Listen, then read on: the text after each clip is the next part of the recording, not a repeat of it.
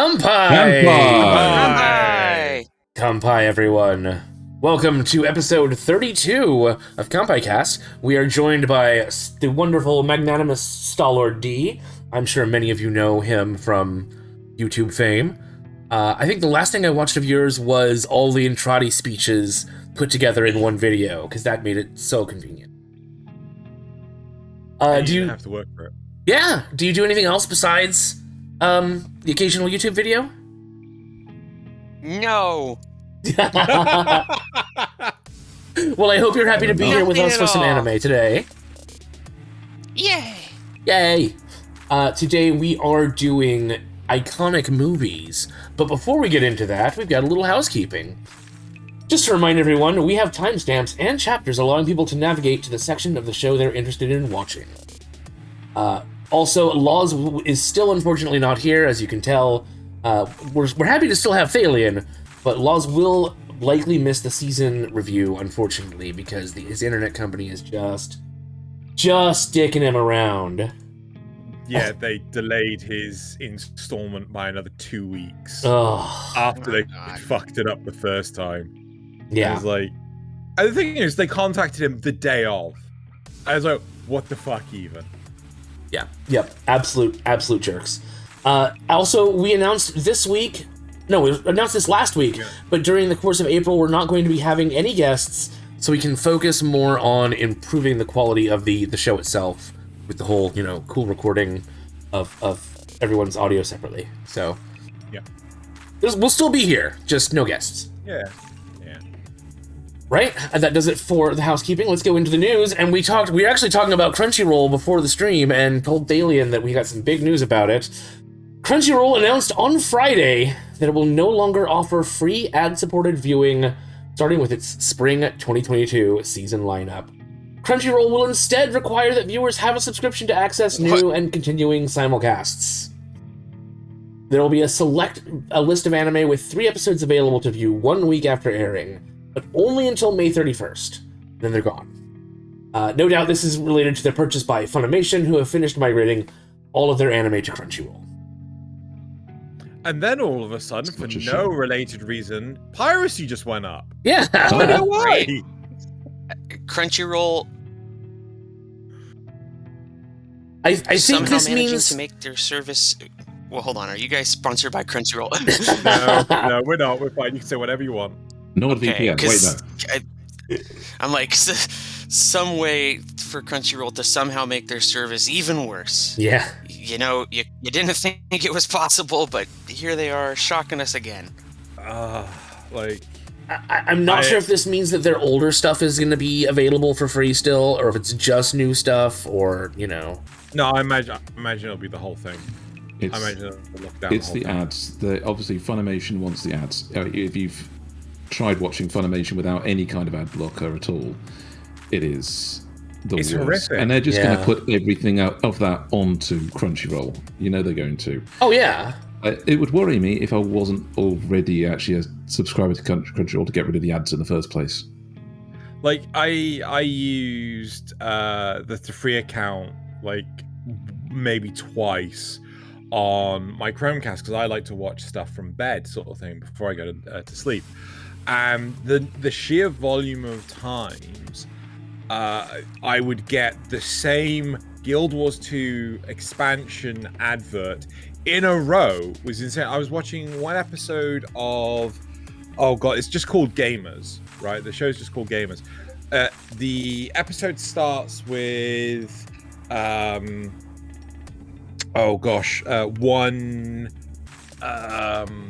advert, then okay, good.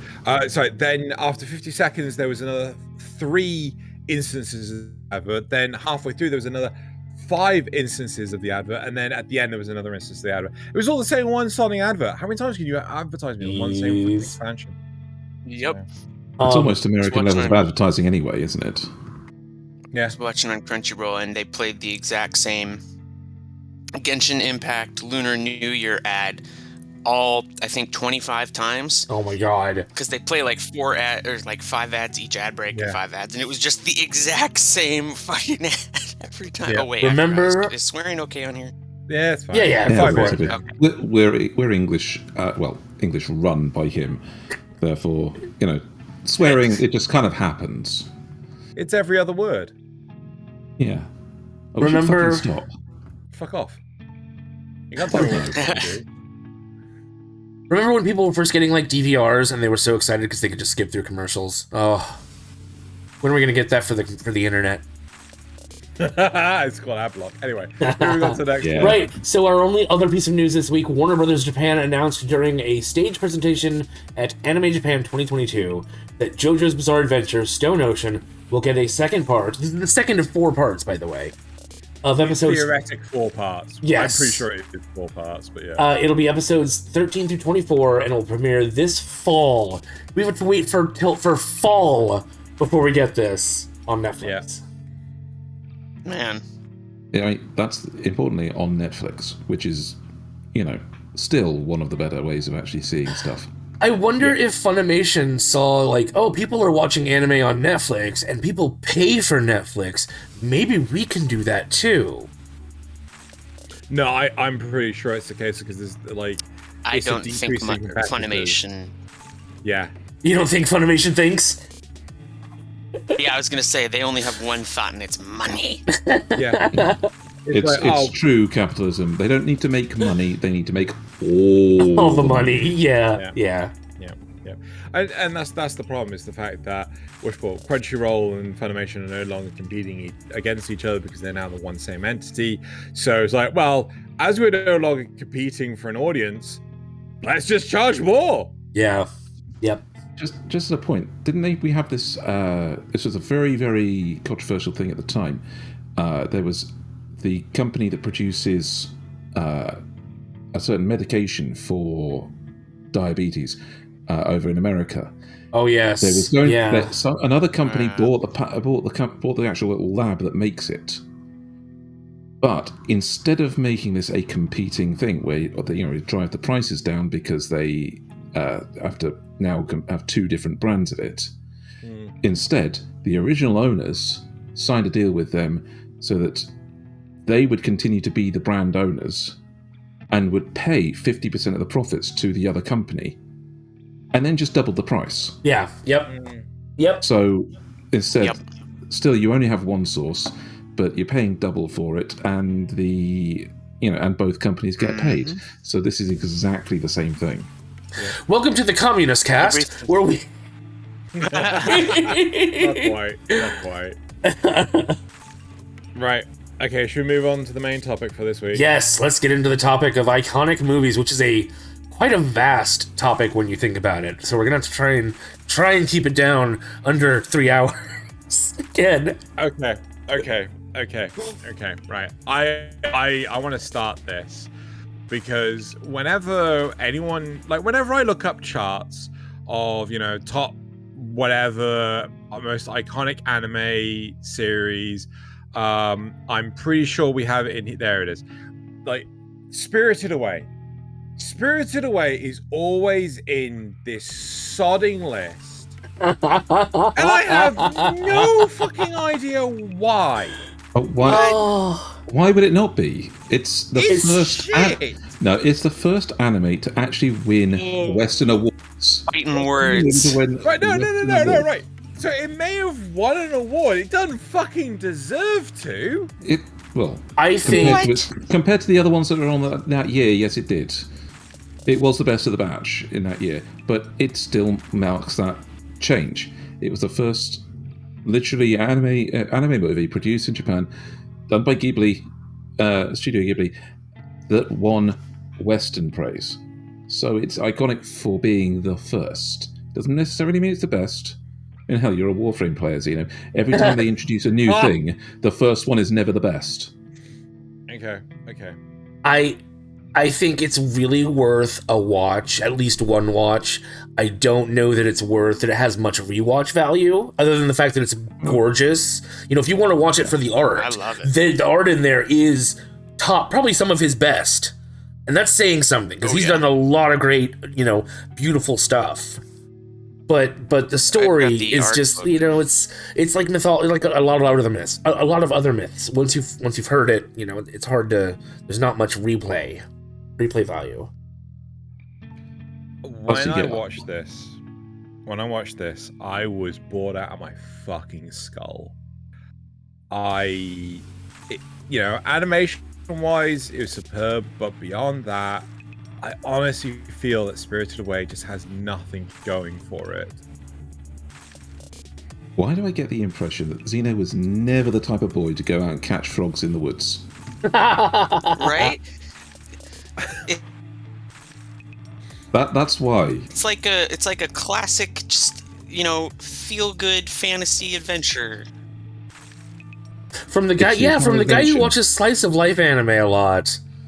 But yeah, I just don't see this being as good as right. Okay. Right. So here's a controversial take. I like Lucky Star. Right. I was just giving you guys the opportunity to slam me. Never watched it, so I don't know. No, I'm not going to. I quite like Lucky Star. Right. It's not the best, but it is generic slice of life crap. Right. I like Miss Kobayashi's Dragon Maid. Hell, I forced Nasuth to gunpoint to bloody watch it. But honestly, Spirited Away, I was just so mind-numbingly bored because it just felt like the narrative was just going through action after action rather than actually having any semblance of order. I can see why that would get you, but that's the whole point of these. Yeah. They are adventures of children. Nothing is connected. You look at the old fairy tales. Nothing's connected. Why would a dwarf want a firstborn child of a person if they can't pronounce his name or can't name him? It doesn't make sense. These are ghost stories. These are legends. But you have all tied together. You have other Studio Ghibli stuff like The Cat Returns, or Princess Mononoke, or I'm going to count it as, but it was before Ghibli, Nausicaa, right? You have loads of different Laputa. Oh my god, fucking Laputa, right? They were all concise, well plotted. Yeah. Exactly, because they had a plot. This is not a plot. You have been spirited away into a world that is not your own, that doesn't make sense, and you've got to survive it. Not, there's nothing you're doing apart from trying to get out of it. And it's seen from the perspective of a child. Oh, sorry. No, go ahead. Xeno, do you not like Totoro either? Because Totoro kind of follows a very similar structure of a bunch of small mini adventures. Totoro. He doesn't like Totoro. Totoro, I liked better than Spirited Away, but yeah, I wasn't a huge fan of Totoro either. It's because he can identify with Totoro. It's big fat loud man, yeah. With a very tiny umbrella. Oh wait, hang on. Terrible human being. Anyway, but yeah, no, I don't know. There are several Studio Ghibli films that I just don't like. Tale of Earthsea, didn't like it. Oh God, well, no, you can see why. I can see why you wouldn't like Tales of Earthsea, because in that one, he's telling a part of a book. And I need to watch that, actually, because I've the book read itself Earthsea. Is much longer and has so many more things going on in it, so it's a very small part of it. But there was also it doesn't really resolve anything. So there was Ariete, but yes. There was what was the other one? It was really clear in my head 2 seconds ago. Ponyo. Yes, Ponyo. Oh yes. My god! Right. So I feel that there are some there's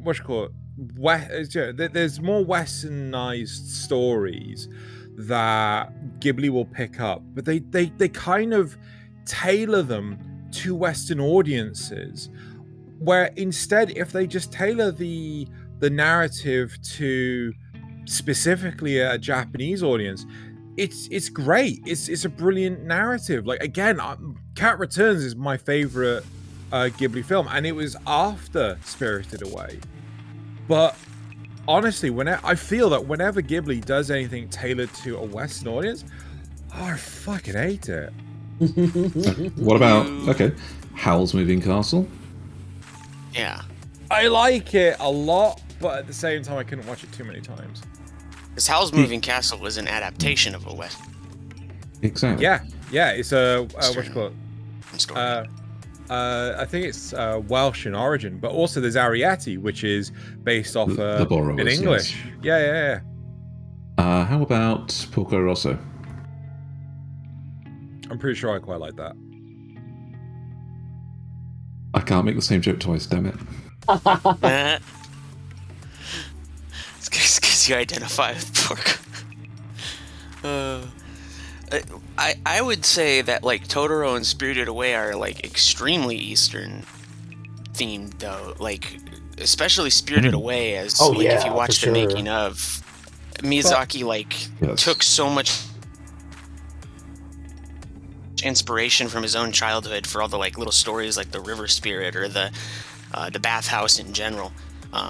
Like I'd say those are almost like his least Western related movies, whereas Cat Returns seems to me a lot more Western kind of inspired and tailored than Totoro or Spirited Away. One of the ones that people always overlook is Castle of Cagliostro as well, which it doesn't is neither a Western or I guess Lupin is kind of Western themed. Really.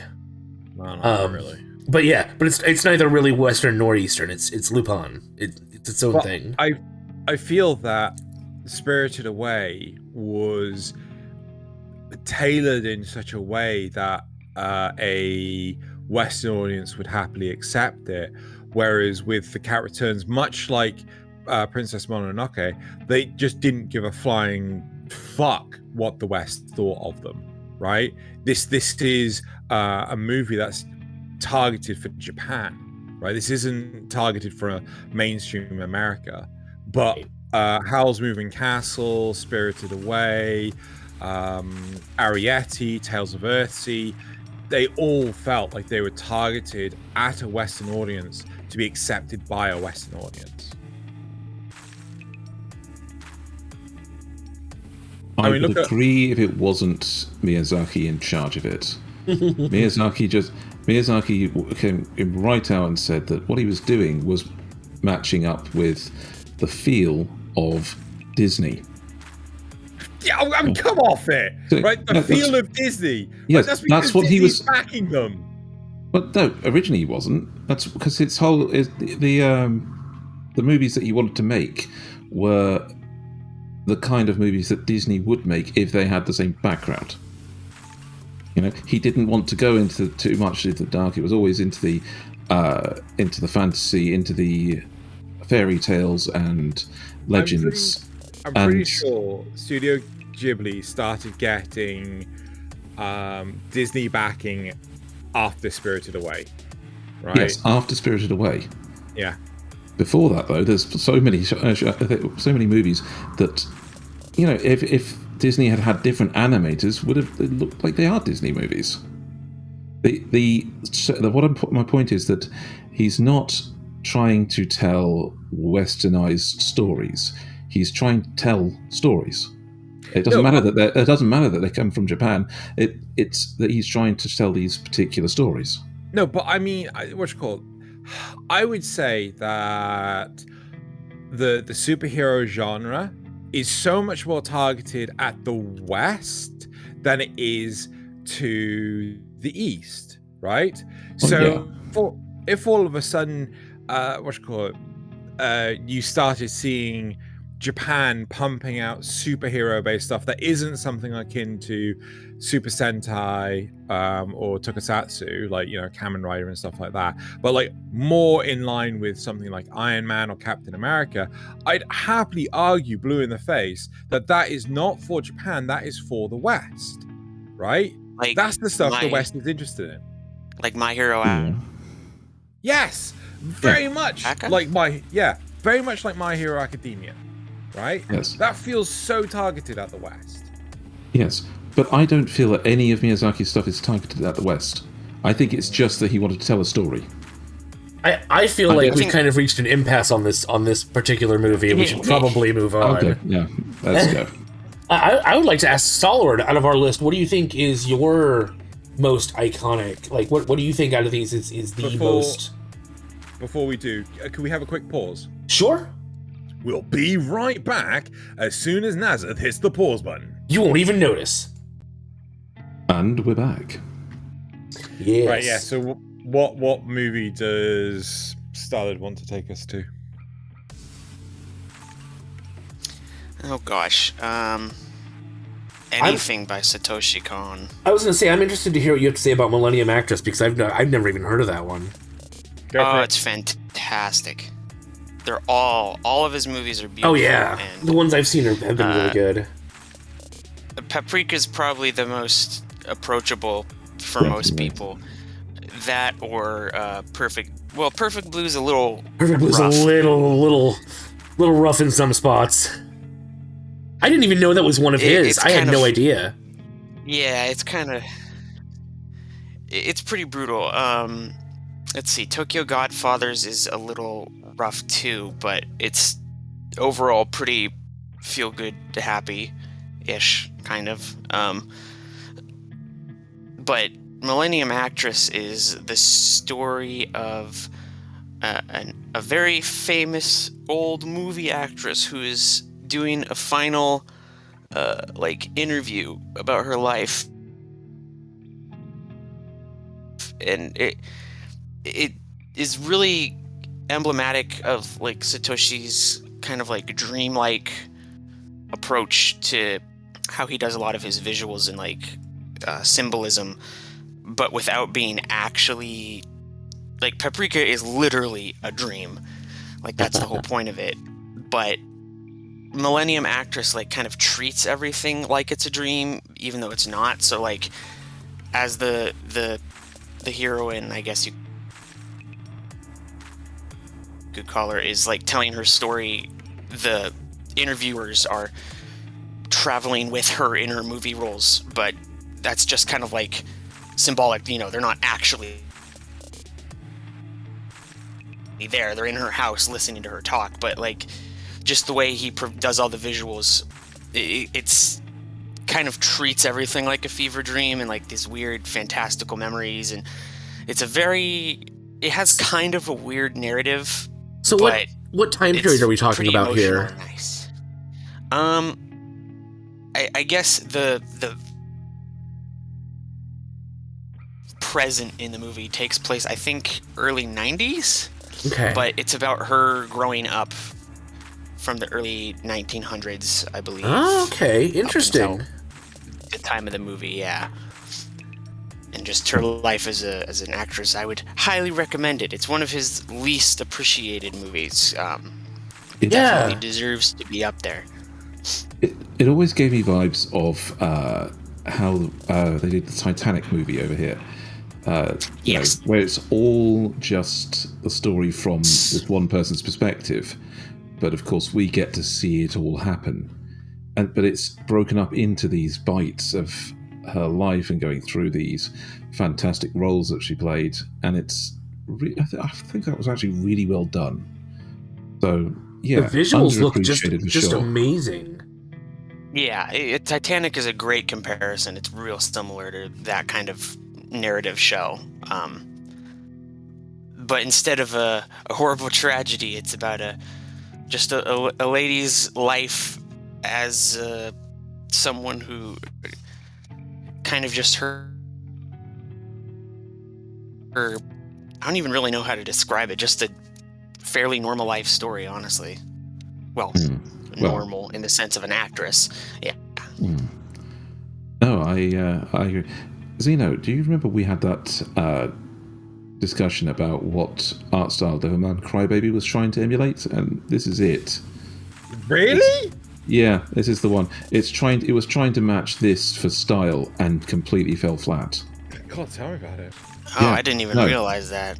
I really feel like this art style is right up there with Ghibli and the person that made Akira, whose name I can never remember. Yeah, so because you've got those super detailed backgrounds that you can see there, you've got all the texture in there from the fabric and the silk and the screen, but super flat characters. But they do have the detail. They do have the shading that's important to actually making them look more real.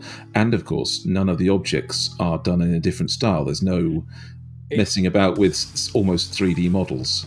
Yeah, not just that, but also the proportions are consistent. Yes. That's something I've always appreciated with things like Paranoia Agent and Paprika and things. Even though Paprika is like whacked out dream shenanigans, I remember distinctly like really enjoying Paprika. But the I kind of suppose the polar opposite of Paprika is Perfect Blue. I'm sure I've seen Perfect Blue, but it felt very much of a mind fuck. Little bit, yeah. Should we talk about that one a little bit too? Yeah, because I'd like to compare like all three of them, sort of thing. Okay. So I mean, can anyone recall what happens during Perfect Blue? Because I really can't. Go on then. Well, for the most part, Stallord may have to fill in the gaps where I get it wrong. But as I remember it, our main character started as a pop idol and decided to leave that life and become like a movie star. And it sort of details how that industry kind of does some dark stuff. But there's also this whole other subplot where she has a stalker, at least one stalker. I think it's actually two stalkers. And so like the fact that like this scene right here, this is actually ends up to be a very fake violent. Like it's not real. It's part of their stage or their production, but it's very violent in nature, very sexual in nature. And then later it's almost repeated with the stalker, and so these lines between reality and fantasy start to blur for her as her mind like slowly descends into this madness. Is that about how you remember it, Stallord? Basically, it's just a story of a girl who gets so caught up in trying to strive for fame that she loses her grip on what's real and what's fake, which is of course helped by the fact that there is, like you said, a stalker who is psychologically torturing her without her really realizing it. Yeah. What do you mean by that? Like psychologically torturing her? Well, no. Like torturing her without her realizing it. Like so is it a case of she's going through things and doesn't realize that it's not real, or both? So she's essentially being gaslit, kind of, by a character that's close to her, but she doesn't realize. And the character does a whole lot of very intricate tricks to fool her into kind of being unsure of what she's actually been doing. And it just, a lot of gaslighting before it was gaslighting. If I didn't cut out there, I think I might have. I think, well, there's the one stalker who looks mean, and then there's the other one who's also psychologically torturing her because she's like, oh, I should be where you gave up, being an idol, and I should be that instead. Like, you don't deserve what you're getting. I should have that. But, like, she doesn't have the same look. I don't want to say it, she's kind of, I hate to say it, but she's kind of chunky, so she wouldn't really make it as a pop idol in a lot of ways. Let's say the industry would not support her, rather than eliminate it. Like, even if she had the talent, the industry would be like, no, come on, you don't have the look. Whether that's fair or not. If I remember right, and it's been a long time since I've seen it, so I could be wrong, but I was pretty sure that the Chunky Stalker actually was convincing the other stalker to stalk the main character, like kind of pushing the you first might be stalker right. to also Yeah. apply pressure. Like, Because there was like a series of text messages and stuff, wasn't there, between them? Yeah, I think she managed to somehow convince the creepy stalker that she was the actual girl, and that the main character she was delusional was too. faking it. Yeah. Oh yeah, it's a very good movie. Really, really dark, really psychological, but also, really good. Would recommend. I know. I gotta say, like, I think I found Perfect Blue to be too psychologically mindfucky for me. Like, don't get me wrong. I can acknowledge, yes, it's a film, but at the same time, it's just like this hits different. Like, you really have to want to watch that sort of surreal depth, sort of thing. And I know you're not as much into surreal anime. No, I am, because I love Paprika, right? I thought Paprika was fucking amazing, right? But I think the difference is that with Paprika, it doesn't try to do the whole gaslighting thing. Okay. I think that is something I potentially struggle with, because that it is quite an effective method of abuse and things. Yeah. It just like it, because I know someone that has happened to, right? One of my family members has fallen victim to this, and it's so possible. It is so easy to do, and it just completely destroys lives. So I think maybe because Perfect Blue just hits those tones that I'm all too familiar with. It's just like, this is my kind of horror film where it's like I could believe this to be to happen, unlike things with Freddy versus Jason or whatever. Yeah. It's like, no, I have a shotgun. You're dead now. So it's like, yeah. It's like a real true crime drama sort of thing.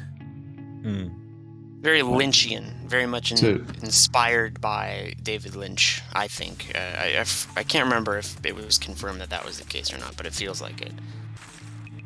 To put it another way, it's the too close to home thing is absolutely right. It's why I will never play anything that's like the Call of Duties and things where they have some kind of simulator of actual people killing actual people. Yeah. I always need one degree of separation at least. So Team Fortress 2 cartoon mercenaries, or Warframe robots, space biological robots, something to give me that separation so I can take the violence away from realism. Yeah. It also kind of has this weird duality. I can see how that works. Sorry, I was finishing off. I also, it has like this movie has this weird sort of dual layer to it, right? So on the surface, everything is happy and pretty and looks good, and then there's this dark underlayer that slowly creeps into it, which it's kind of insidious that way. Okay, should we talk about Paprika? Yes. Oh yes, please. Paprika, the movie that inspired Inception. Yeah, I've done it. Fine. Okay. If it literally came out, like a few years before, and it was exactly the same kind of process when you got down to it, but somebody else made a film that was based on the heist movie out of this concept instead. Oh my god! Yeah. What is happening? So, to me, Paprika is effectively, it's Paranoia Agent the movie with a bigger budget and the ending that they really wanted to do. Right? Was Paranoia Agent first? Yes. That explains a lot. Yeah. So, have you seen Paranoia Agent, Nasuth? Yes. Yeah. I love Paranoia Agent. So basically, like, you know, with Paprika, I gotta be honest, I'm remembering what I remember as opposed to remembering Paprika. You know, it's very much a case of there is this whole sort of like Inception kind of thing going on, and they're trying to avert a disaster, if memory serves, and they're similar to the thing they're trying to avert a crime. Yeah. Trying to solve a murder because someone stole one of these brain things and is invading people's dreams, and basically, so they find this thing. I think it's called a DC Mini, if I remember right. And the DC Mini is used to, you know, you can share dreams with people, but someone steals a copy of it and basically goes into crazy people's dreams and then is using those dreams to like infect normal people. So he's infecting sane people with the dreams of madmen and causing them to go insane, and they're trying to figure out why and who it is. Interesting. Like the Inception part of it cut in with where he's going through one dream to the next to link people and basically create chaos and hide his tracks as he goes through. And it's really well done because these are dreams, not daydreams, not even nightmares. They're all the chaos of actual dreams. So anything can happen. Interesting. It's another one I'm going to watch. Our titular hero is Paprika, who is the agent of she's like an independent detective that specializes in going into dreams to find out the causes behind things, behind crimes that people might have committed, or even help them out psychologically. Really clever. Yeah. I can't recommend Millennium Actress because I've not seen it myself, but it, you know, between Perfect Blue and Paprika, like, definitely watch Paprika. It's such a good movie. And I'd say watch both, but yeah.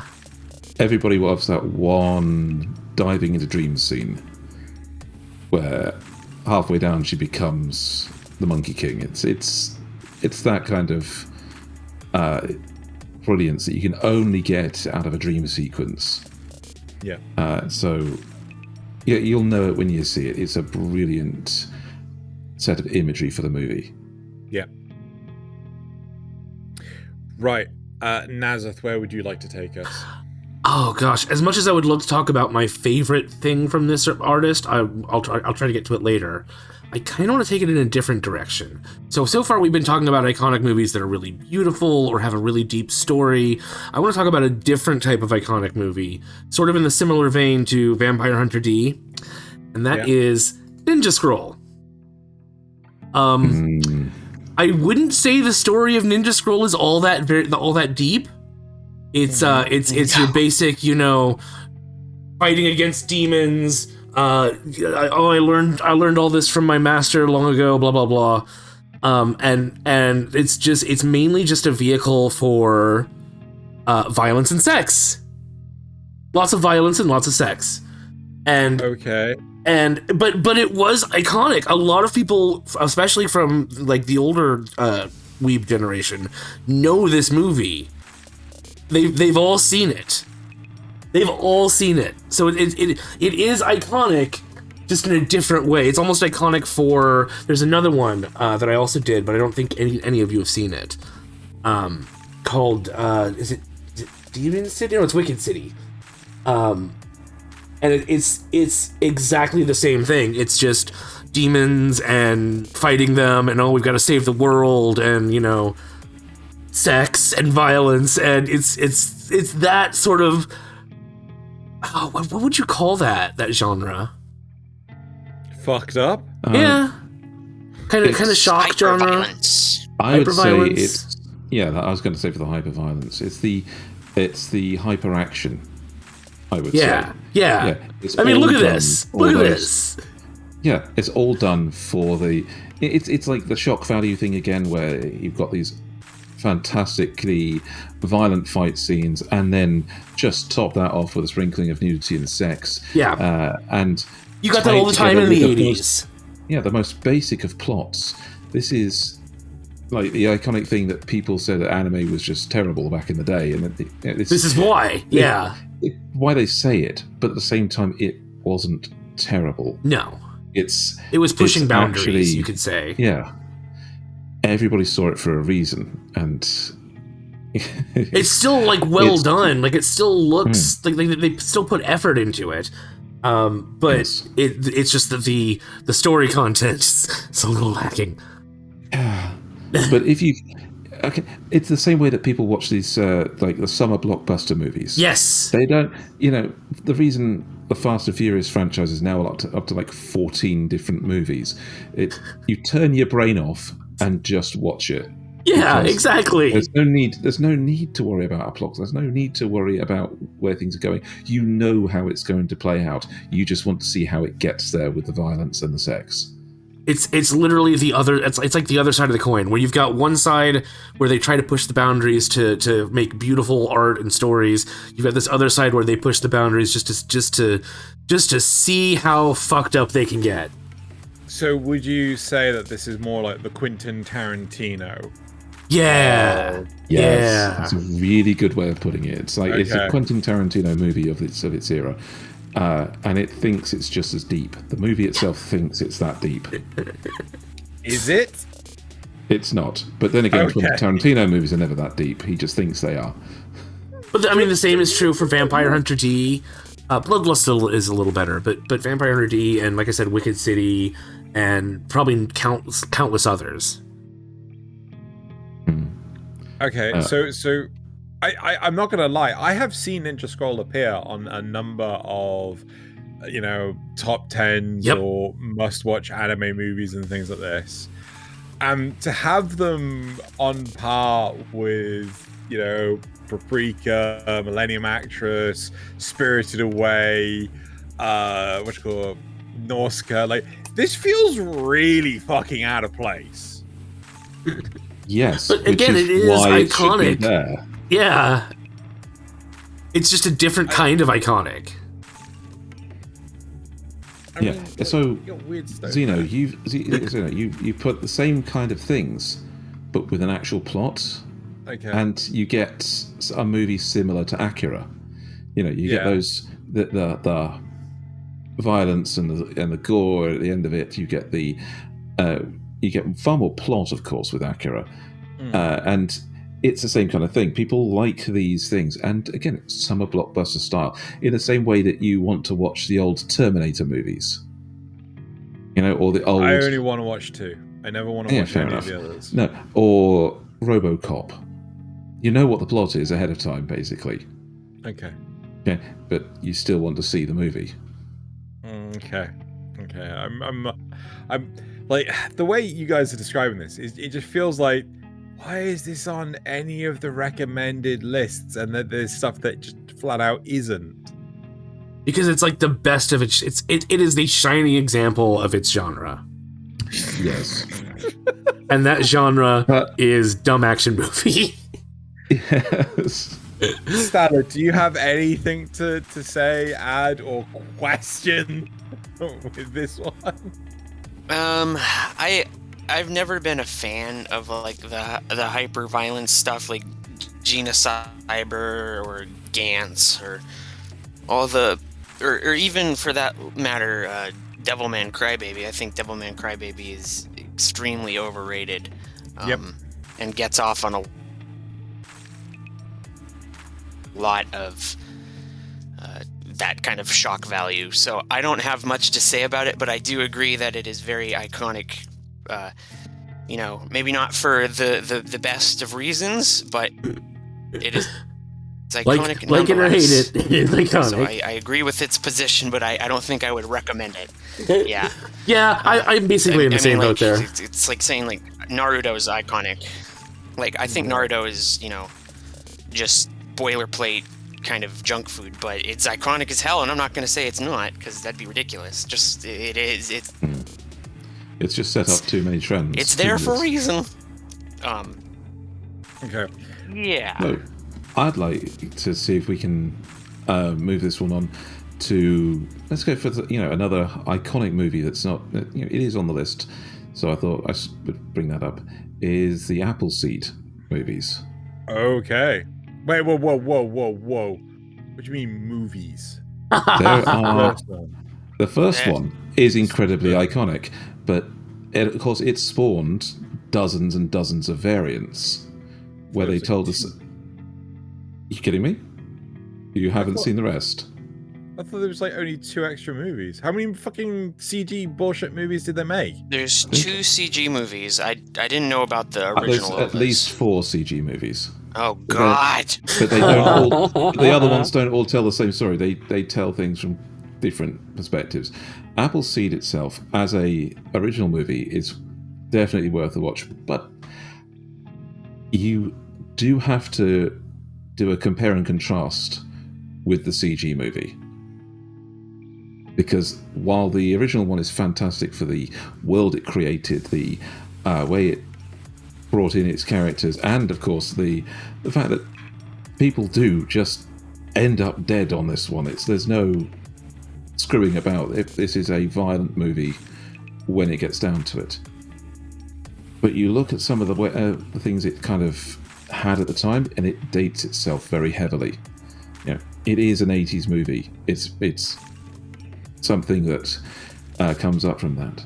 So when they've actually remade it in the future, in later iterations with CG, with everything else, you actually see way more of the sci-fi elements of it and how they want to really tell the story. It's a balance. You've got the one where they got the actual movie right, you got the other where they've got all the visuals right. Okay, I kind of get where you're coming from. I do feel that the first movie, I don't know why it was listed as an OAV and it wasn't. Who knows?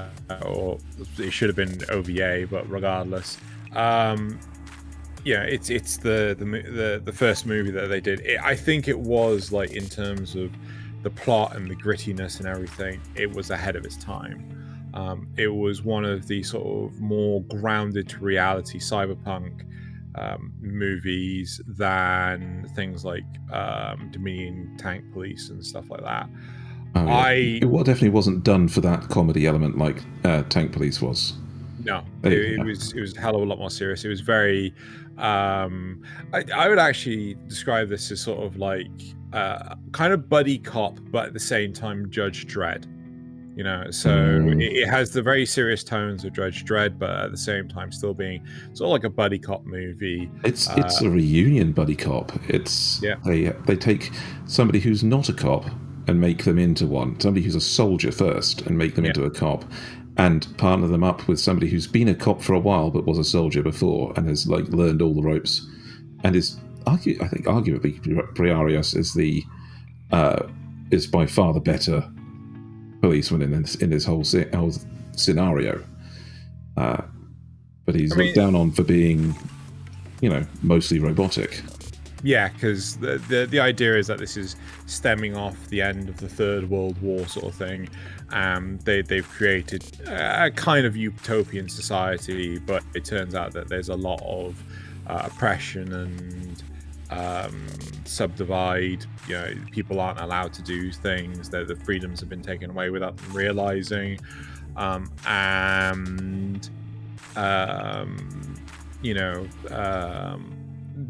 The cyborgs, which typically end up in the police force, who fought in the war and things, they've lost their entire upper body sort of thing. It's a great story about what happens when you actually build a utopia after a war. There is still people that are hurting from that war. There are still factions outside your utopia that are going to try and break things. But even worse, there's only so much you can do to a population of humanity without actually triggering them to revolt. So they try to bring in, a very, very high-tech police force. They try to bring in android people with very limited control of their very limited emotions that would supplement the populace and try to, integrate into it to make a more placid reaction to different changes. And it doesn't quite work. Yeah. It does create that system where everyone is actually largely peaceful. But terrorism is rife. Invasion is always a threat. And it's trying to do that whole thing of walk soft but carry a big stick. And again, all too often the civilians get caught in the way. So it is a very dark kind of take on that utopia. One thing that I always find very perplexing, because I've definitely watched the first of the CG Appleseed movies, and I hated it with a passion. It was fucking awful. Like, it wasn't. It was not great. It doesn't carry any of the same feels or emotions or anything that the 2D animated one did. I mean, I think it was more accepted only because it was probably softer and friendlier and things. But also, there wasn't CGI, women at the time. Probably. But it was also the fact that, like, there was no buddy cop in it whatsoever. It was a shell of the 2D animated one. And, I have seen on occasion the CG Appleseed recommended, but not this one. And this one deserves the credit, not the other ones. Definitely. As I say, you watch this for the story to find out what it's supposed to be, and you watch the CG one to see what the visuals should have been. 20 years down the line or whatever it was to get there, where it again none of the heart, but you do get the epic thing. There's none of this standing square on, holding up the badge. They're actually going to run and gun, and Briaros is a fucking tank on legs. Yep. And you can't compare the two in that respect. He wears clothes like he's people. You have to see one visual. Actually, one series that came out relatively recently that I would say is comparatively similar is No Guns Life, right? It's a very similar sort of setting where it's post a war. There are the world is sort of like littered with cyborgs and things of various different calibers, and people that are like heavily modified weapons of mass destruction, effectively on legs. They're walking tanks, effectively. They have to have special licenses to sort of exist, because they're not withheld from having, but they could easily fall into crime and things. They could hold up banks and stuff just by themselves. So if you're interested in this sort of thing, but you're more akin to a series, go check out No Guns Life. It's also a very, very detective noir kind of stuff. No Guns Life, but from the back of Appleseed, I'd like to take it in the direction of the Patlabor movie, right? Yeah, fuck yeah, Patlabor. Good switch. Cool. Next to no one I know has actually seen this movie. I don't know how many. I don't think we've got like any stills from the movie. But next to no one's seen this movie. I love Patlabor. It's such a good movie. The first movie is so goddamn good. No one fucking knows about it in the slightest. And it is... Have you ever watched the show? Yes! It's so different. I different. love the show. Yeah, it is so different. But the big thing about the movie, Patlabor, is it's sort of like... it's a crime drama with Max, but it's very thinky. It's very like, people could do this today, right? Someone could do this today and society would be utterly fucked. So the premise behind Patlabor, the first movie, is effectively this genius programmer invents the software that later on becomes the new operating system for all of the mechs in the setting, right? And the author of this code effectively built a virus in the code that only activates under special conditions.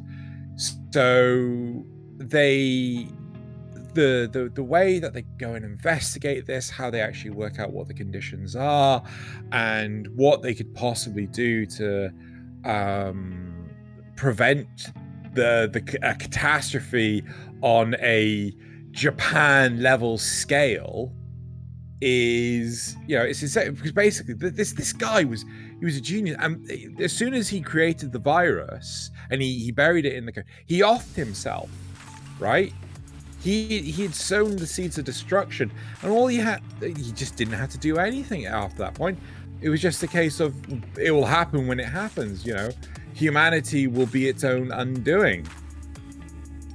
And sure enough, it was going to happen. And again, this is a movie, very smart, very clever, extremely well animated. No one looks at it. I just don't know why. Busy. Too many new things to watch. I think 1989 kind of says it, really. Oh. Labor is super underrated, because like, it takes the mech genre and makes it, like, I'm gonna put in heavy quotes here, realistic. Yeah. Like, the mechs aren't whipping out giant energy swords and, jumping 10,000 feet in the air. They're these stupid, heavy, clunky, kind of crappy things that, like, they're just giant, like, machines of labor. That's why it's called Patlabor, because they're they're kind of like the I guess you could call them like industrial machines of the future. And even the militarized ones, they're not like sleek, sexy robots. They're just big human-shaped bulldozers, basically. And I really like how much thought went into the physics behind it. Like the patrol units, that they have these big giant 40 millimeter revolvers. They can only fire like 6 rounds before they've run out of budget to buy any more. Wow. Yeah, and like every time they fire, like they have to think about it, because the stupid bullets are, they're cannons and they break the robot's arms. Yeah. So like it shows how completely infeasible they are, and yet this world still revolves around them. It's really interesting in that sense, that it kind of thinks like, okay, well, if there were giant robots, this is how it would work. Yeah. So it's a very grounded kind of series, and extremely the movie, grounded. Yeah. See, I like the way the movie pans out. According to Xeno, I haven't seen it, unfortunately, because it sounds like a lot of the ones they did for some of the later techno-punk stuff, like the TV series of Standalone Complex, Ghost in the Shell, where a guy wanted to hack somewhere, so he networked all the taxis and cars together, because they were all smart taxis, smart cars, and he used the combined processing power of a city's worth of cars to get through security. Yeah. It's something that was built into the system to try and actually help them navigate through all the traffic, navigate all through, all through the city, and he just co-opted it. Whereas in this one, he put the virus into play, and just, it's there. It's going to happen. Nobody spotted it. Good luck, people. It's honestly, it's like, if you've got time, I would strongly recommend checking out the Patlabor movie. It was just genius. It was like, it's so different in terms of tone and things compared to the TV series. The TV series is very tongue-in-cheek, but the movie is very buddy cop. It has such strong vibes of things like Lethal Weapon and stuff like that. It's very smart, very clever, and like aside from the giant robot part, like, well, not giant, but you know, the super robot part or the real robot part, like it could totally happen today, right? It's very clever, and yeah, not enough credit. Cool. Who wants to take this when? I think I'll talk about one that I also don't think gets a lot of attention. At least I that's my perception. I haven't really seen it, you know, talked about in a lot of places. I've seen it turned up on a couple of lists, but I haven't really seen it talked about too much places. And that is Neo Tokyo, which is an anthology movie. I'm just going to hit the first two in it relatively quickly. In fact, the first one, which is Labyrithos. I didn't even watch all the way through. It's interesting. Like it's a really interesting art style, and I appreciate that. But the story was just kind of I don't know. I couldn't really get into it. It's kind of like a mother is telling her child a story, and yeah. Sorry, It's definitely more of a visual showpiece than a compelling story. It's more pretty than it is interesting. Yeah, I think they did it just to show off the art style for the most part, and that's fine. But so I skipped to the second one, which I've seen. So the whole reason I looked this up is that I listened to a dark synthwave station, and they play anime in the background, and this kept showing up, and I was like, what the fuck is this? And so I finally went and looked it up, and that's exactly how I found this movie too. Yes! Nice! So this is the story about, it's called Running Man. It is about a racer in this sort of like crazy death race sort of thing where they're always pushing their limits. And he's been in it so long and pushed his limits so hard that he's kind of losing his mind. And in the end, he ends up racing like phantoms because he has to win. He can't lose. He must win. And so even though he's passed all the other cars, he keeps seeing these phantoms of like other racers and stuff that have died. And so he keeps pushing it, even though they tell him to stop. And he ends up like breaking his car apart and killing himself just from going so fast. It's okay. It's really visually intriguing. The whole like death sequence is beautifully done. The way that the parts on his car start popping and breaking off, it's all very detailed. Simple story, not really much there, but very detailed. But the one I really want to talk about is, so this is done... Before you get there... Yeah, sorry, go ahead. I can't believe that this is the one that Cyanide and Happiness copied. Is it? What? For, I think, Catching the Bus or whatever the name of it was. It's also called The 50 Mile Per Hour Man. I think I know the one you're talking about. Yeah. And I think they ripped that off. Ripped this movie off to make that. Interesting. Okay. So for anybody that's watched it, they know what I mean. But it's one of the longest Cyanide and Happiness skits that they did. I'm going to go look that up. Man who can run at 50 miles an hour discovers it by accident, and then goes on to win all of the races. Yeah. Wins every prize there is, has a family, has everything. But then they say, all right, let's take it to the big lead and try to make him race against NASCAR. And of course he loses. And everything goes horribly wrong until he finally decides he's going to try one last run. And it's heavily implied that he runs himself straight into a wall. Ooh. Yeah. Typical Cyanide and Happiness. At 50 mile an hour. Yeah, and the joke at the end is completely different. Which I had to also very Cyanide and Happiness. For sheer absurdity, it was brilliant. But it's this movie. There's somebody ripped off this movie to make a silly joke on Cyanide and Happiness. Right. So the one that has been going on in the background is made by... This is the whole reason I really wanted to talk about this. Even though I looked up the movie for the Death Race, this is the one that makes me really love it. It's made by the same person that did Akira, which you can kind of see in the art style. Yeah. It's about, so I don't know what the year is. I've forgotten what the year is, but they essentially were building a city using robots, building an entire city using just robots, and like it ended up being in a really bad area. The area, like the weather changed or something, and it sort of turned into a swamp. But the robots kept working.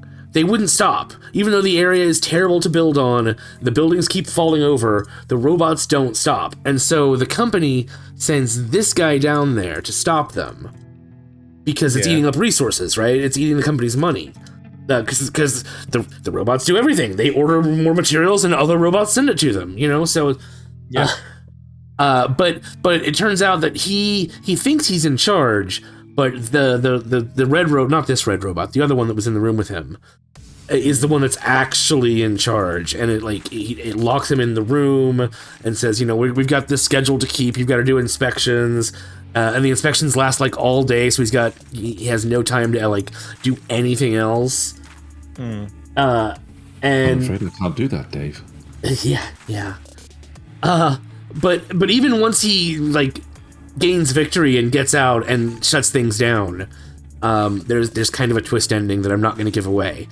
But it's gorgeous. There's like all this wonky music when we see the robots doing their stuff, and he's like yelling at them. But that one's overheating. It's gonna break. We're gonna have to replace it. Just shut it down for a while. And the other robot's like, no, gotta keep working. Can't stop working. Gotta keep working. It's just it's like it's sort of a cautionary tale of, you know, our machines are great, but is there, you know, will they ever get away from us? Will they ever, you know, is turning too much stuff over to them a bad idea?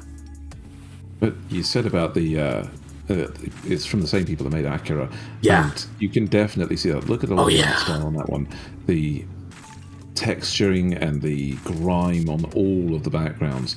Nothing is whole in this. Yeah. And not the robots, not the machinery they work on, and not the work they're doing. It's not finished. It's all grime. You know, the signs are broken. The pipe work goes everywhere. And it's exposed to the elements. You have to love that style. That is fantastic. It's so like, you see that style and you're just like, you instantly know who did it, and it's beautiful.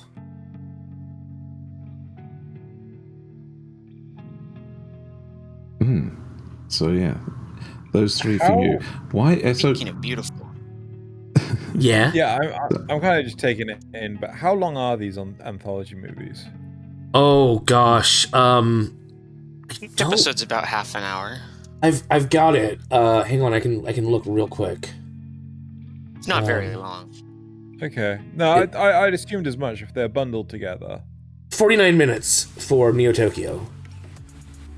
Yeah, not even. For the whole thing.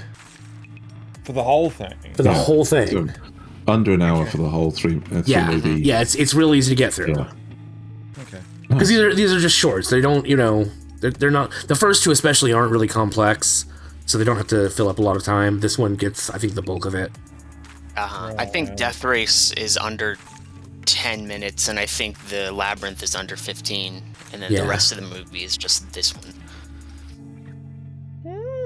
Yeah, I definitely feel that it gets, you know, this one especially has a lot of times the complaints with anthologies is that the stories don't have enough time to breathe. I think this one gets across everything you need in it. Awesome. Okay then. StallordD, where would you like to take this?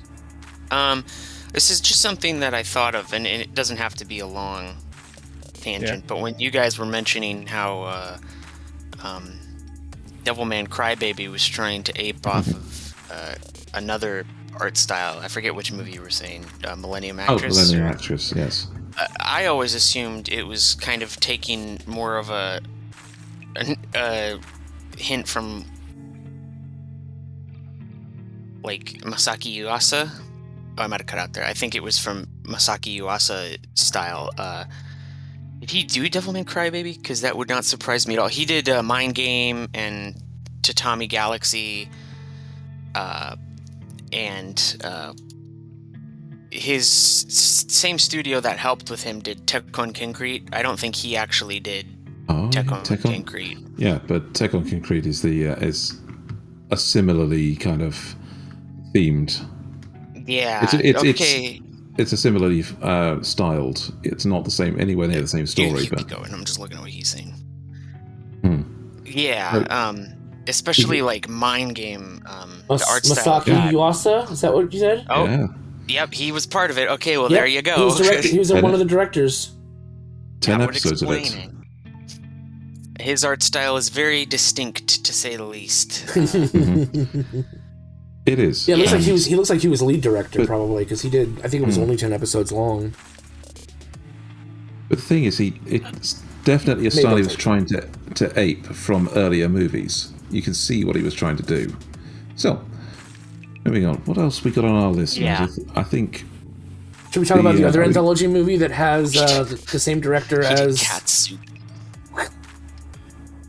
Hmm? Have you ever seen Cat Soup? Cat? Yeah. Oh, dear God. That's trauma incarnate. I actually had a mental breakdown tore out fucking cat soup the other day. Yeah, I love his style. It's definitely not for. Oh God, Cannon Busters. Oh shit! Sorry, I meant to hit all, not clear. Oops. Yeah, Cannon Busters is great too. Okay, I'm like, why is Cannon Busters on? Yeah. I think we could go. Nasuth, where were you going? The other anthology? There was the other anthology that has Magnetic Rose in it, which is by one of the directors that StallordD really likes. So I thought we might hit those two. Absolutely. We'll just get through again. We'll get through the first two pretty quickly. I don't even really remember cannon fodder, other than that they live in a city that is populated with cannons, and I don't really remember anything else about it. Other than that, it's bad. Again, very, very artsy, not much substance. It's basically just kind of like a shortened version of like 1984-ish, kind of. It's a city that's everything is dedicated to running, firing, and operating these cannons. And every day they shoot at the same target, and every day they're like, it was a direct hit. Except no one knows what they're actually shooting at because it's just obscured by a cloud of constant smoke. So they're just constantly firing at something they can't see, and the government's like, we did it, we hit them. And that's the whole point of it, basically. Yeah. Right, it's just kind of this like government thought think. Yeah. I forget what the other. Stink Bomb. Stink Bomb. Right. Which is kind of it's kind of an interesting little sci-fi story. This guy gets like, I don't remember exactly how, but it's like some kind of accident that turns him into a stink bomb, and he just constantly produces this noxious gas that just kills people. And so I don't remember why he gets on his bike and starts traveling, but it's the story of him trying to get somewhere and the government trying to stop him. If I remember right, it's because he sees the stink gas killing everyone and he's afraid of it, so he's trying to outrun it, but he doesn't realize he's the one causing it. Yeah. Is this the guy that Patrick Star was talking about? Maybe. There's a man. Well, no, because he was talking about a man. Barnacle. The ugliest barnacle. No, this is the stinkiest barnacle. And everyone died. The end. But I mean, it has an interesting enough art style. It's a nice little sci-fi story. It's okay. It's not great, but it's all right. But then we get to Magnetic Rose, which is, oh my god. StallordD, please. I've this is yours. Go for it. Magnetic Rose is like Aliens and Event Horizon and Dead Space, kind of. It's just classic space derelict sci-fi. This like I don't even remember what their job is, but it's basically some like space freighter. I think they're salvage. Hear a distress call, and because of space law, they have to respond to the distress call. Classic trope. and they find it's this giant, like, magnetic anomaly in space that is constantly drawing in salvage and other ships who are responding to the distress call.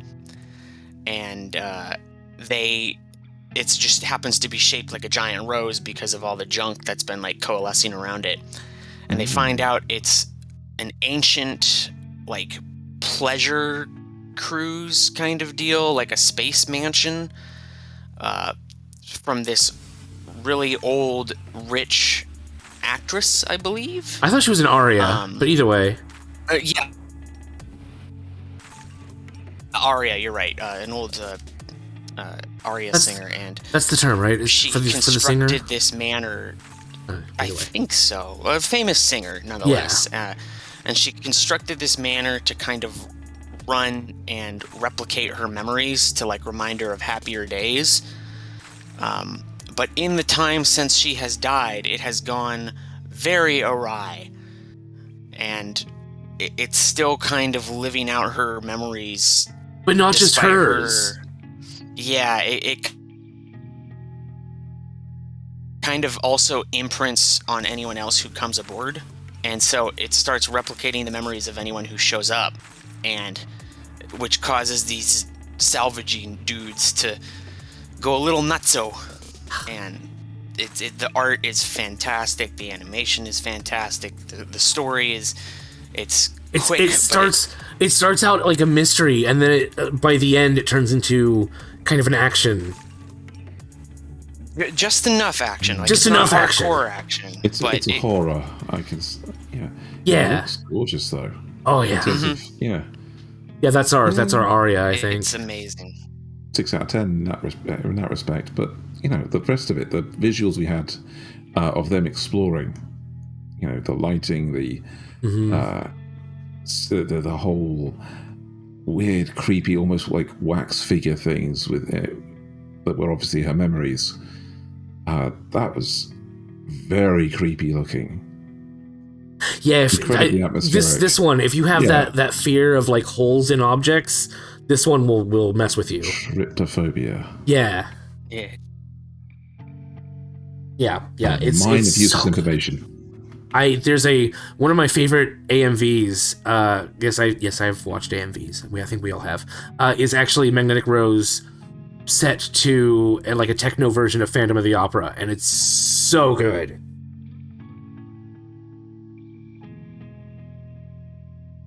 I can see why I'd do that. I will definitely be looking these ones up myself. Yeah, Highly recommend. I haven't seen.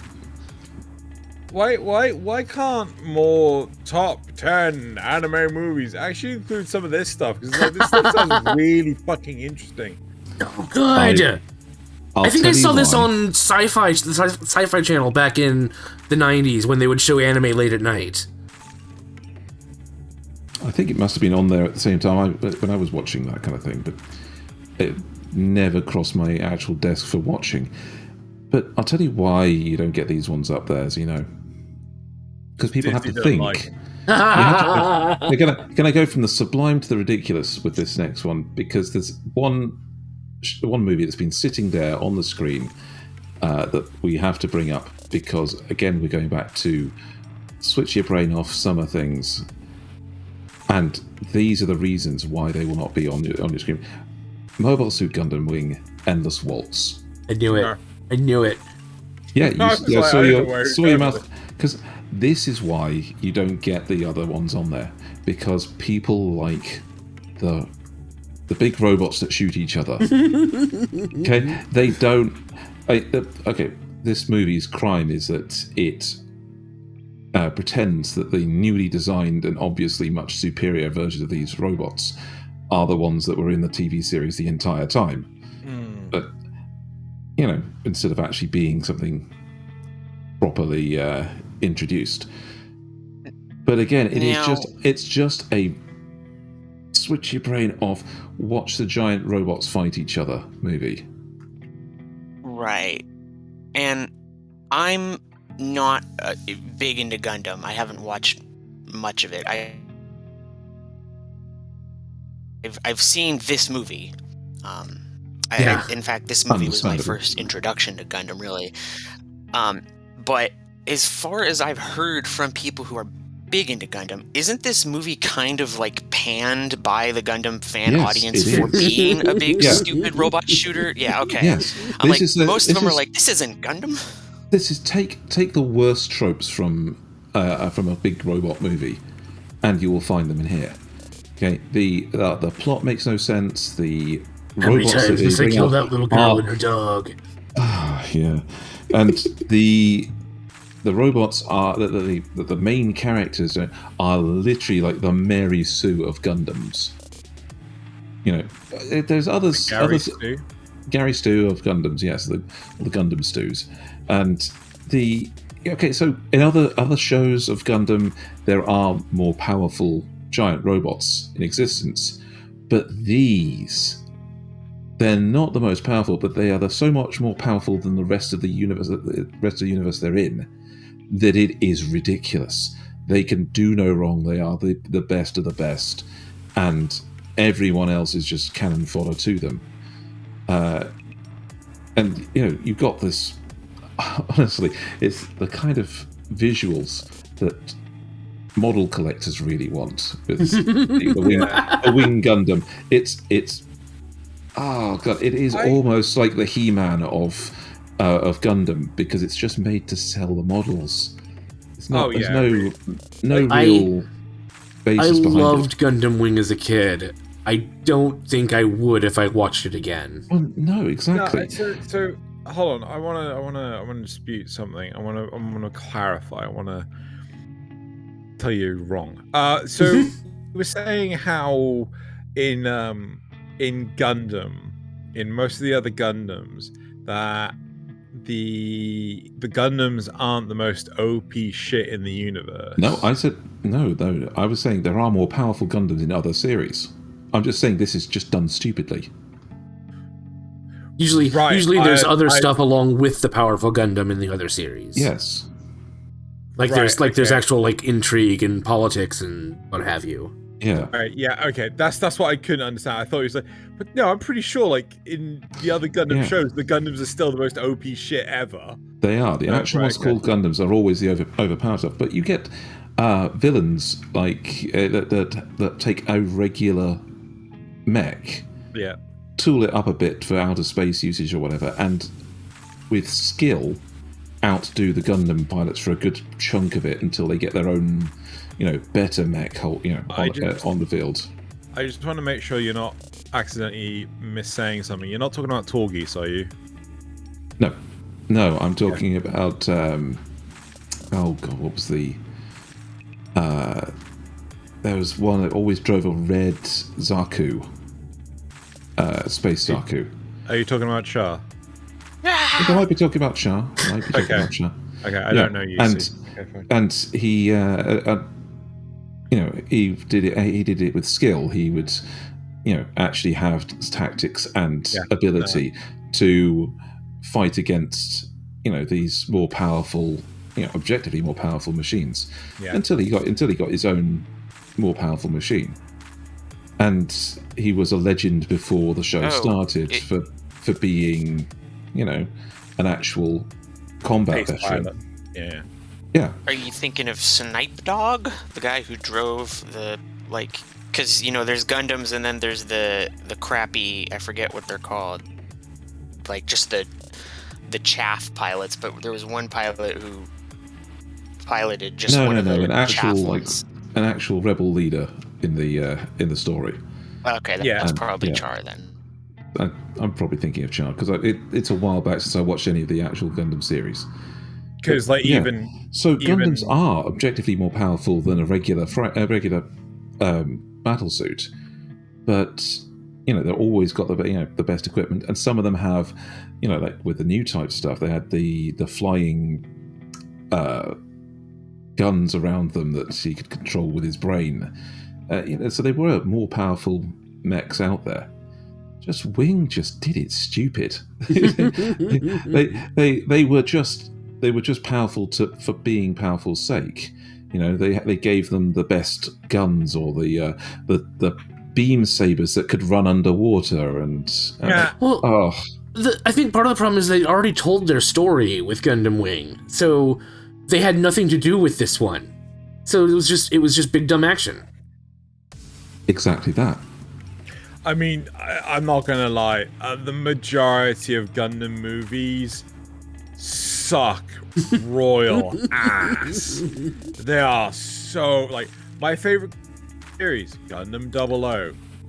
Unfortunately, it never got a movie because of all the other movies. Now, honestly, it does have a movie, and it is awful. It is so goddamn bad that Loz and I will refuse to accept that it has a movie.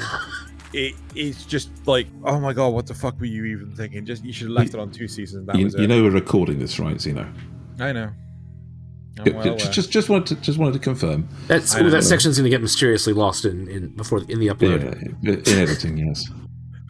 Well, no, it's whenever someone tries to go back to it, like they've heard it once, and then it's just garbled. It's just like, oh, it's just somehow static on the line. Where the fuck did that come from?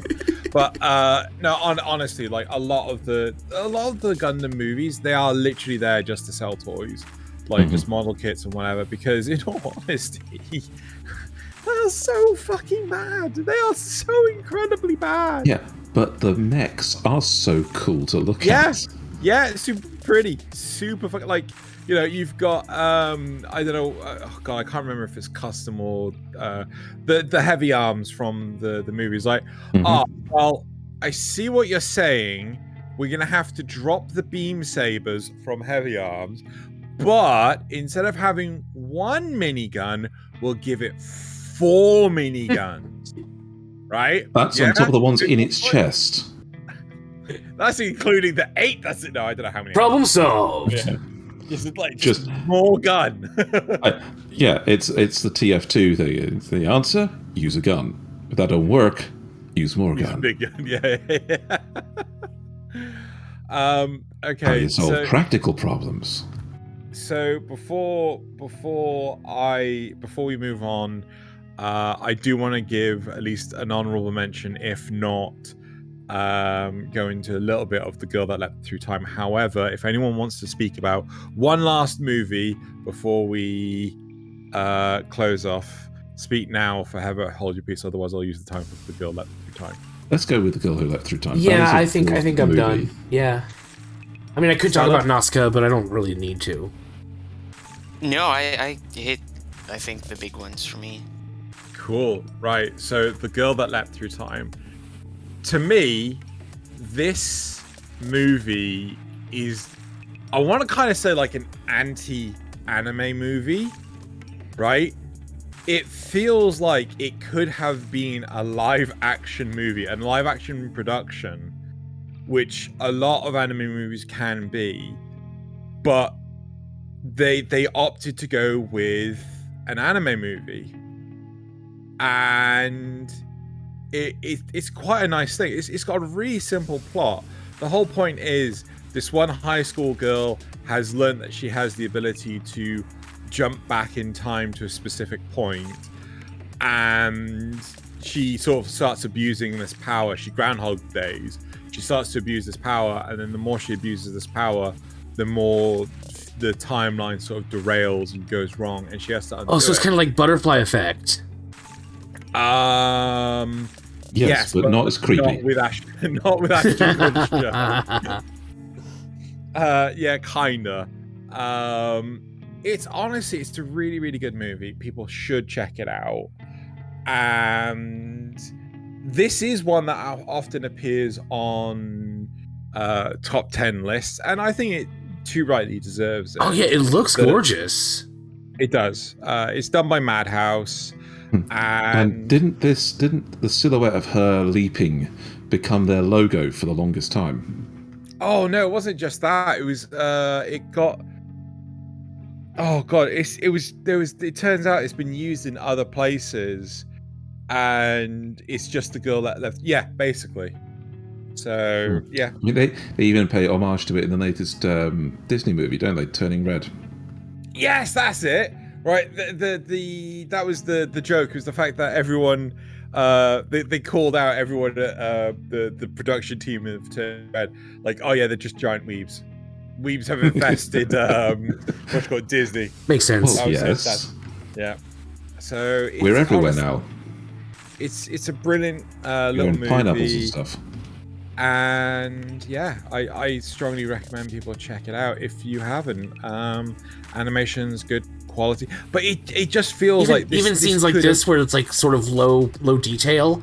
There's enough there. There's still enough there, and the other stuff around it is detailed, right? Yeah, but it feels like it could have easily been a live action production, Yeah. right? Mm-hmm. Sort of like how Erased. I actually wouldn't be surprised if regardless. this has a live action version like Erased did.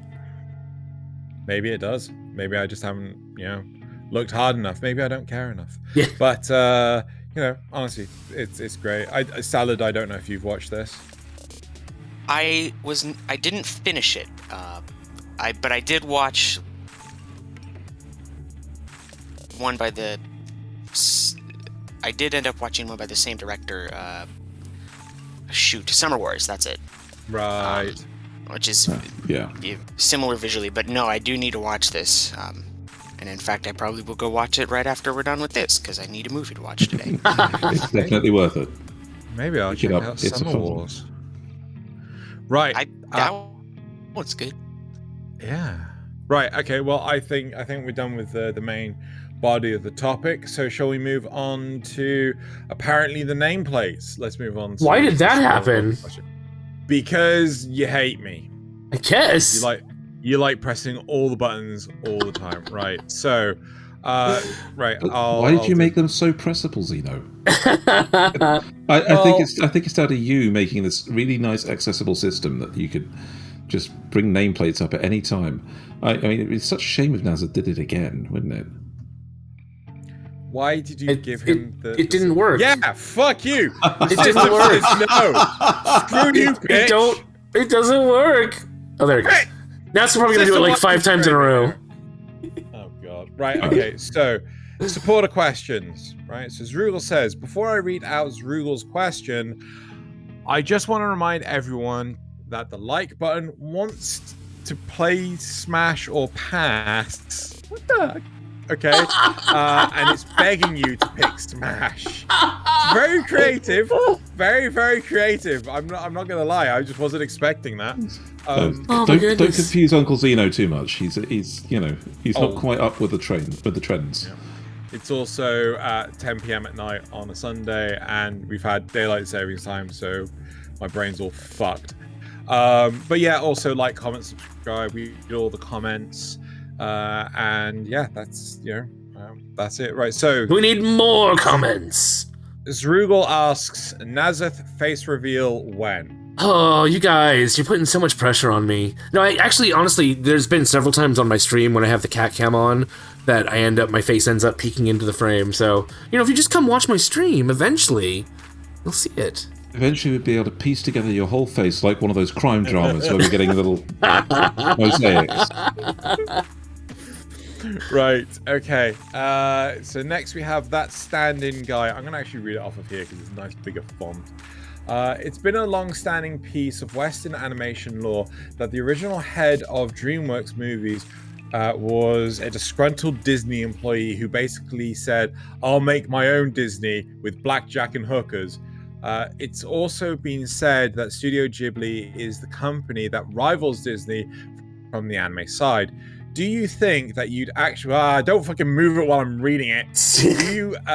Do you think that you'd actually enjoy movies made by a disgruntled Ghibli employee if they decided to head up a rival company with the same original story as DreamWorks? Secondary question from this, how about a Shrek anime? Right, okay. So first off, I think it wouldn't be a disgruntled Ghibli employee because Miyazaki has that down. He's disgruntled the entire time he's making anything. So He's never gruntled. Yeah, it would have to be a gruntled employee. Also, Shrek anime. Always. Why not? Shrek anime always. And for some strange reason... Shrek is life. Shrek is life. No. But for whatever reason, Donkey has a human face. Don't know why. Just needs to happen. So it's going to be a horror anime then. All right. Yeah. Right, okay, next. Winter season of anime is drawing to a close, and I watched the last episode of My Dress Up Darling this week, and I feel bad. Right, Yeah. soon the cast will already. be... Soon the cast will be addressing the full season roundup and moving on to the prospects of the spring season. Our guest this week may have joined for a discussion about movies, but have they watched any of this season's anime? If they did they enjoy it? And if they didn't, what's the best rant about how terrible it was? No. I watched My Dress Up Darling. Yes! I haven't watched the last episode yet. Oh, I'm going to tell you now. Make sure you watch past the credits. The credits actually start I thought really it was early very on. cute, except for the... Okay, yeah, I've grown accustomed to just letting the Lewd. credits play out. Oh, okay. Yeah, just make sure you watch it through. I thought it was very cute, except for the horny parts. But that's just, Yeah. Yeah, she's it's 15, Japan. right? She's Yes, 15.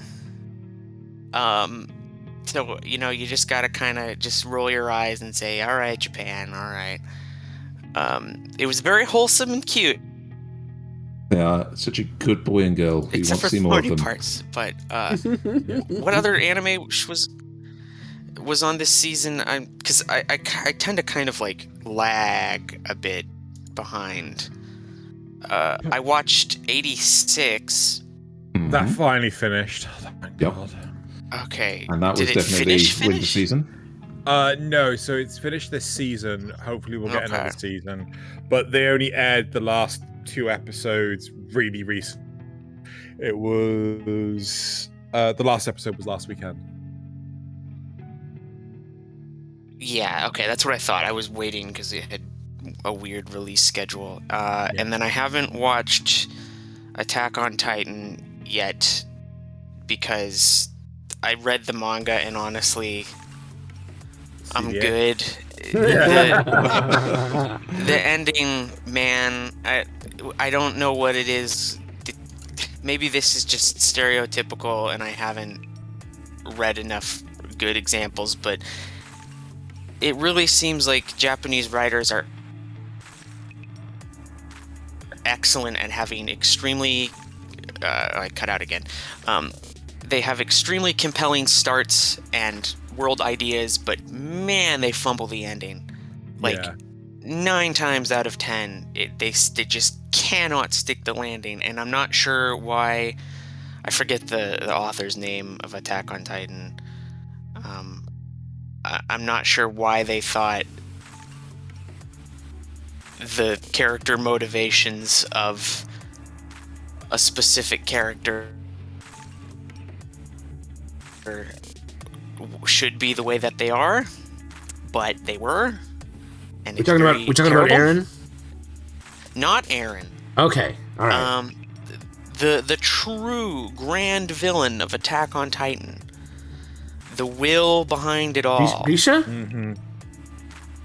I don't know. You know what? Here, Does- Attack on doesn't Titan matter. spoilers. Yeah. Yeah, it doesn't matter. The dead girl. from Oh, right. Okay. Oh. Right. Right. She decided to simp for her rapist. She simped for her rapist abuse captor and decided that was the way to go. It's just dumb. It's dumb. It's really dumb. Okay. Okay. So I'm good for the anime. I'll probably Right. watch it when it's all done, but I don't need to hold my breath. Fair. That's all I watched this season. One you should check out, Police in a Pod. Really good. It's the last 3 episodes are really heavy, right? They're very they got a really heavy theme to them, but honestly, it's a really, really good series. Didn't we go with Must watch. Thingy from the Monster Development Department? Oh, Miss Yeah, that's a good Kuretsu. one. Yeah, that's actually Yes. really funny. Another one. Cool. Right, should we move on to the comments? Sure. Some guy named Nick Evans. I don't know who that is. It felt much more like normal with a VTuber on the show. Without laws, we needed that. I agree. Sarah was just a wonderful guest. Wow, and Strumba's Shell, wow, you guys covered a lot in this episode. It was a nice conversation about anime. Yeah, that was a very long episode, but yeah, I'm glad you enjoyed it. There was one more that I added to the... Oh, was there? Yeah. So, Trex Paddock, with regards to the girlfriend in the fridge trope, in a well-crafted narrative, the purpose of a character, location, object, and interaction is to advance the plot. When you're dealing with a limited time frame, you may require to chop bits out. If someone who is close to a friend or co-worker passes away, even if I've never met them, I feel sympathy for the person that I know and for their loss. So I get where Trex Paddock is going with this, the whole girlfriend in the fridge trope. It doesn't make sense to real life, but comics kind of don't make sense to real life. So yeah, very true. Comics are very hyperbolic to real life. Yeah, I think the big point is that it would hit home harder had we spent time with that character. But yeah. Anyway, but I completely acknowledge where they're coming from. So, and now we're on to the memes. The memes. Cool. So I think it's the first one from Nasuth. Yeah, sorry, I'm slowly dying in the background. I'm fine now. Okay. Meme 1. Dangerous to go alone. Take this.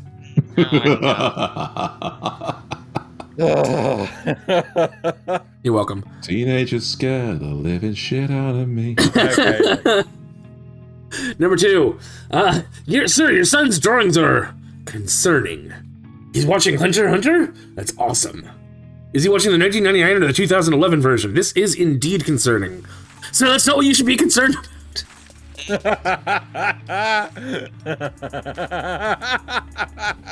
Yeah, you always gotta make sure you're watching the right version, you know? I love the fact that the kid sitting behind him with like red crayons. Yeah. Oh, yeah. Yes, yeah. Number 3. Me excited for the season finale of the anime. Me realizing it's gonna be over after one more episode. Oof. A little bit of a rough, a little bit of a dark one. Quite dark. Dark one. Quite dark. What gives people feelings of power? This one's actually very relevant. People who watch anime on Netflix, people who watch anime on Crunchyroll, people who watch anime illegally. Very relevant. Very relevant now that Crunchyroll has made its decision. We do not support or condone No, of course not, no. illegally watching anime and suggest that you support the official release. Yeah. Of course. Yeah. However, if you cannot, there is always another way. Right. Where'd they go away? Number 5. What the fuck? This one was titled Immortal. And from what we've heard, the queen here has lived like hundreds of years. What the fuck just a silly... I have no idea. This is just a silly one about the British Queen. Is this from... what's it called? Maybe the sauce is in the link. I'm not sure. I don't know either. So right. And finally, this one I liked this one just because it's wrong on every level. God, when a friend asks about something you haven't watched in ages, you activated my trap card, Yugi. Oh my god. It's so wrong on so many levels. But it's so right. It's like when people post that image of like Picard in like a Picard action figure, and it says it's from Star Wars, and it's like that. It's like that. Right. Yeah. So on to Xenos. Cool. My first one. Oh yeah. So I've only had Boji for a day and a half. If anything happened to him, I would kill everyone in this room and then myself. If you haven't watched Ranking of Kings, so goddamn good. Such a good series. Yep. Right. Yep, so good. Oh dear. Right, then we've got Cloverworks 2001. Nope, don't want this. And then we've got Cloverworks 2022. So I said 2001, 2021, and then 2022. It's like, yep, we want 2022. Wow. Mm-hmm. Yeah. Wow.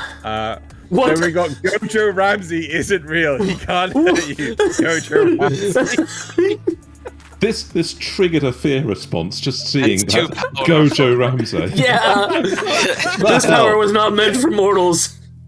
Oh my god. Number 4. Herbivores. I only eat plants. Carnivores. I only eat meat. Omnivores. Food is food. Food is food. It's true. And that's actually from Howl's Moving Castle, isn't it? And then my last one. Right, friend. Wasn't Komi-san a top waifu before? People always talked about her. What happened? Me. Right? She's been silent lately. Do you have anything to say about my friend Bigus Dickus? Do you? So this do you find it funny? Yep. So this is an anime. So this image is an anime adaptation of that Monty Python sketch. Oh my goodness. Yeah. It's fucking brilliant. So No, number that's my 6? last one. No, no Oh. 6. No 6. So yeah, that's it for me in terms of memes this week. Right. Okay. So that's it for this week. StallordD, it's been absolutely brilliant having you. Indeed. Next week we have the full review of Winter 2022 with a little bit of a preview of what's to come with Spring 2022, and we will still have Thaylien to talk about his questionable tastes in shows, and unfortunately Loz will not be able to join us. Alas. Rip Alas. laws. Rip Loz. Right. Okay. Well, again, thank you very much, StallordD. We will see everyone here next week, and time to sign out. So, 3, 2, 1. Right. 3, 2, 1. Kanpai! Kanpai!